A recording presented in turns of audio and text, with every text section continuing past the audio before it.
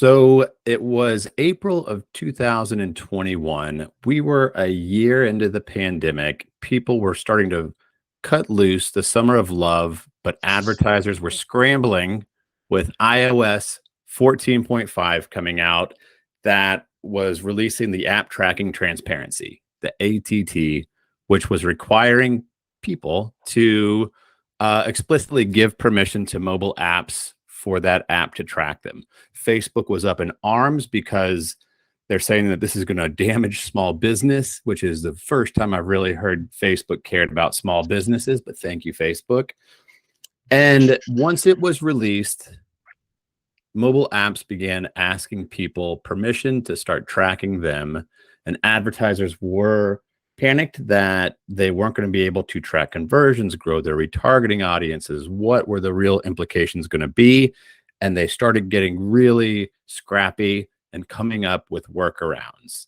I am Andrew Street with Dealer OMG. I'm joined by our technical lead, Jasmine Goodsaid, who just got done with NADA. Okay, Jasmine, 2 years in, 2 years since iOS 14.5, we're at like 16.3 now, I believe.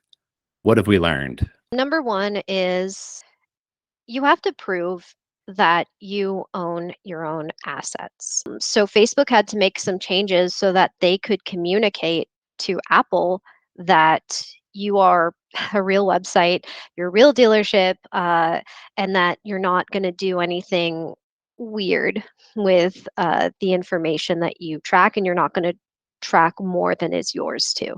What Apple was really trying to do was make sure that third parties, like websites that have no business, apps that have no business just tracking you around with everything you do, don't have access to that information. Now, the good news is anything that happens on your website is yours to use, and Facebook also helps mitigate recognizing that. So with the tracking, what was the big difference with, was it attribution window? Was it the ability for people to be able to track offline conversions, or was it all the way to tracking people going into the shopping cart and thank you pages? Yeah, it was pretty much everything.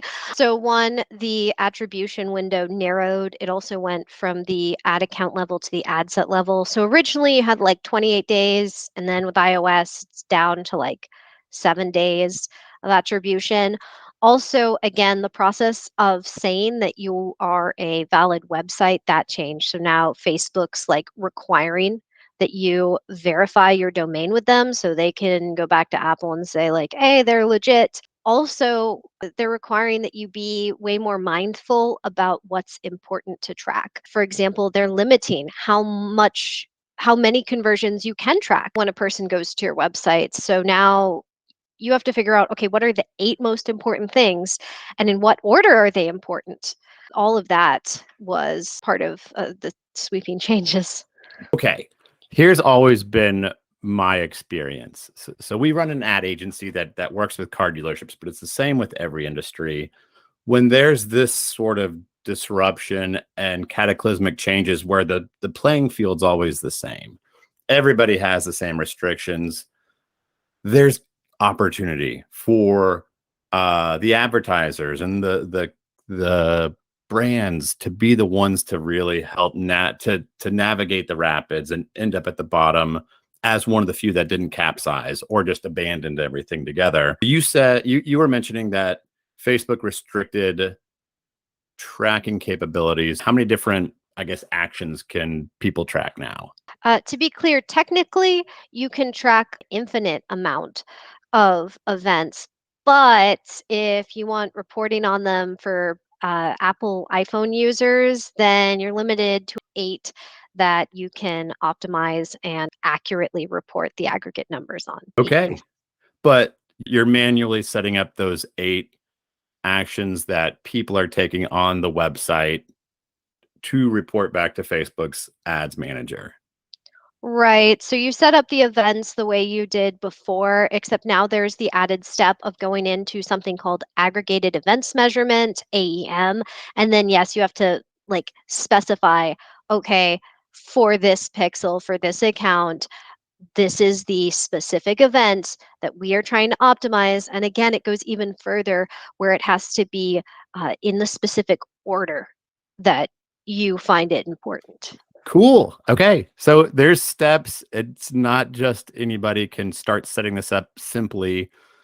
And that there is opportunity right there for a brand to be the first and maybe the only to start setting this up in their market or in uh, their sphere of competitors, to be the ones that are going out there and proactively figuring out how to, like with Facebook, it's still the most cost effective paid advertising platform, in my opinion. With Facebook, paid Instagram, if you are one of the brands that's pushing to maximize the capabilities. And so attribution's been squeezed for everybody, but you can still measure and start to optimize campaigns based on these types of events. And arguably your competitors are not. Is that right? Oh, yes, I would definitely agree. We see so many people who their domain is not verified. It means like, okay, so you clearly are not optimizing or optimizing for or measuring iPhone users if your domain isn't even verified, much less figuring out the specific events and prioritizing it. So Yes. I see it mostly with independent dealerships. So if you're an independent dealership, and you're competing with others, there's a strong possibility that you can really stay ahead of the curve and overtake your market just by doing that simple step. Right. It's some work on the front end that'll reap benefits because you're the one that's driving actual sales, people driving off your lot. And you could track some things because, okay, with the domain verification, I remember as soon as iOS 14.5 came out, I think I got my order right, but Facebook was hitting us up telling all the agencies that have a handful of clients that have representation to claim domain verification for all of their customers. Do you remember this? Yes, yeah. So we claimed domain, this is a website domain verification, and got Facebook to approve it for all of our clients. And then what happened? But basically, we realized like, oh, wait a minute. If all of these domains are verified by us in our business manager, then that takes the ownership away from the business, right? So then if the business decides to leave, and they're removed from our business manager and our domain, then it means with the next person they work with, they can't optimize for Apple because they're trapped because all the events that they would normally optimize for are in a completely different account that doesn't belong to them. And that really, once we realized that, we decided, okay, new process. Let's work with the dealer in their own business manager or create a business manager account for them if that's what we need to do. Work directly with their website provider, their DNS provider to make sure we get the domain verified for them in their account where they own everything. That was a headache, but we got through it all. And now all of the customers own their own domain verification, which they should, and they should own their own social media profiles and have it be owned by somebody who's going to be there for a long time. Yes, yes, exactly. Okay, and you mentioned something too that I always have to remind myself when we're thinking about iOS, anything, is that it's just Apple devices.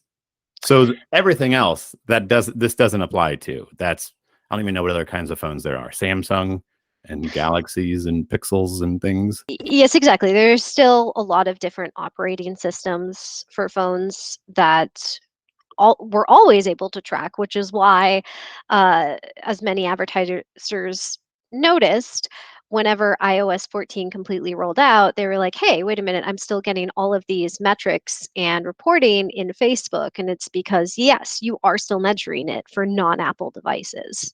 And of course, desktop as well. Okay, so cookies help advertisers track what consumers are doing on websites. They also help build retargeting audiences. So we've talked a lot about the attribution, measuring events. How have how has targeting changed? How have audiences changed? if you weren't tracking those events for iPhone users, then your retargeting audience is not going to be as large or as accurate.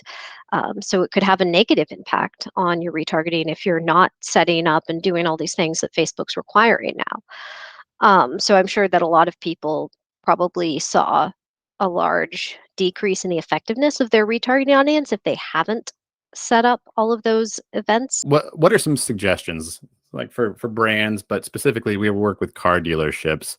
Like what can they do to proactively get out and start leveraging some of these techniques?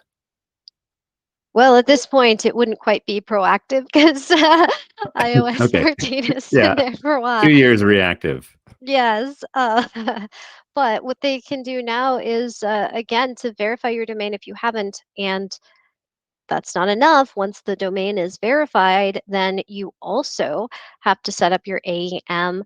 And I mean, one of the good things that has come out of this is that it really does force people to be a lot more mindful about what they're tracking. It's no longer, oh, well, we'll just like track a button click for absolutely everything on our website. It has to be more of a thought process of, okay, so what's important to us? Like, what results do we want to see?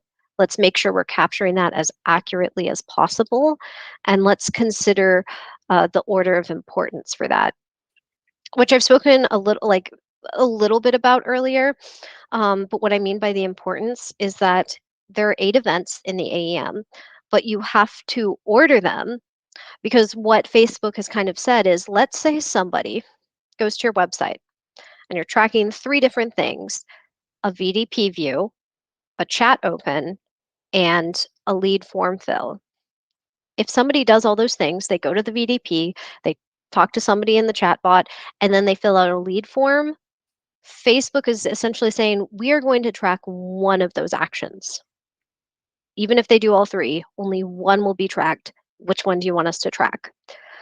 So a lot of the times we order VDPs somewhere a little bit lower because someone just going to a VDP isn't quite the most important thing. It's all about the lower funnel, like lead form fill. So that order, sorry, I got a little off track, No, this is but it's yeah, important because you're going to assume that you're tracking VDP views when that person actually filled out a lead form, and you need to attribute that back to the right creative, the right audience, the right copy points, so you can continually optimize the ads. I guess that then that is really to answer the initial question of what can dealers do is be mindful, like of all the things that happen on your website, what's important? Like what is the most Right. important? What are the 8 most important? What are a few things that you typically always set up to track with a franchise new car dealership? Definitely VDP views. Even though there are a lot of events that happen on a website, because Facebook doesn't really identify VDPs specifically because it's not very automotive specific. If you want to optimize your ads to make sure that people are going to be going to your website and specifically looking at vehicle detail pages, then you have to make sure you are tracking that very specific type of event. So that's one we always set up. Always, of course, lead form fills, right? Uh, you know, you want to know and you want to optimize, especially for people who are going to go a little bit further, not just visit your website, not just look at a car, but actually submit their information. That's super important. And for franchise dealers specifically, we also look at schedule services. So that's really important. And a cool thing that a lot of people don't realize is that depending on your iframe provider, potentially you can even track iframe form submissions. And if you can do that, then you definitely want to optimize your ads for something as specific as that, and then prioritize that event. So, little tidbit Cool. there. Yeah. Okay, here is my quick take on all of this stuff we're talking about. Like, and this is like the iOS 14.5 that comes 2 years after HEC, which is the any advertising you're doing that has to do with housing, employment, or credit. You can only target at the most specific of 15-mile radius around a geographic location. So a big circle and everybody in there. And then that was an opportunity for people like us and brands that are kind of forward thinking to start figuring out ways to continually be able to target by pooling third party data. For us, it was DMV records and household income and net wealth and credit scores and things like that to start to narrow the audiences down from just blanketing that radius, and also pulling in dealerships data. So people who've already shopped us before, people who purchased, but they're not doing routine services, and get them into the service department. So that was a terrible, or that was a horrifying piece of news to come out that translated into being really good for us to have our customer base be the ones who were out ahead of it and immediately being able to be really a lot more prescriptive with their targeting. And it sounds like now that we're able to look back a couple of years, we're having a similar, um, hopefully, a similar feeling with iOS 14.5. Yeah, it can be scary, just like it was with ATC, and certainly there have slowly been more and more restrictions. The most recent one was, so as many people know, lookalikes changed into special ad audiences, and a few months ago in October, Facebook, I think it was October, but Facebook essentially said, okay, no more, not even any more special ad audiences. So you can't even do sort of the fake version of the lookalike. So there are changes and they can be scary.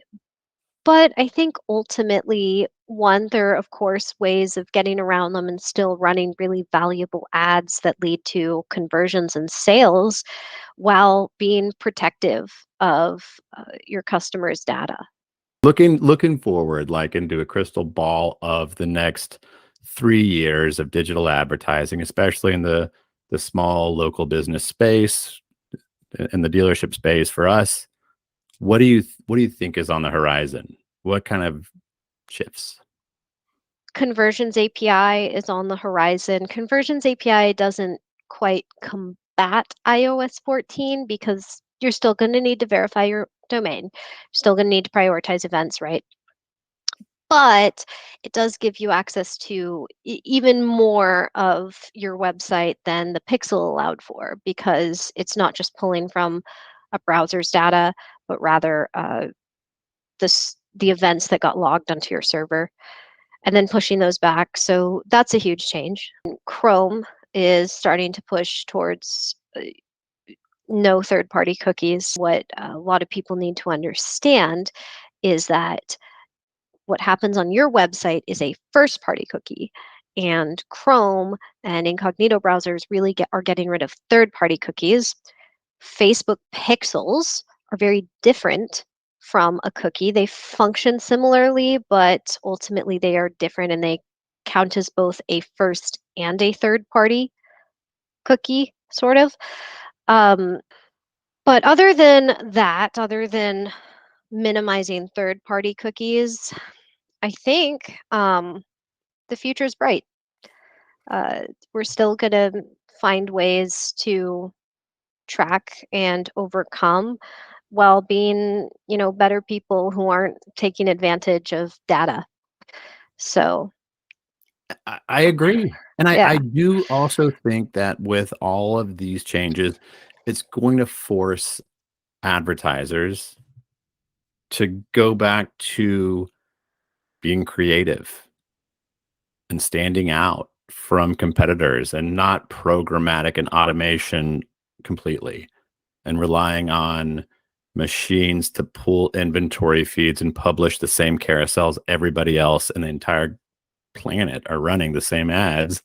It's going to require us to step back, come up with some custom creative, use different aspect ratios, start to cut for stories, start to cut for reels. And yeah, I agree. I share your optimism for the future.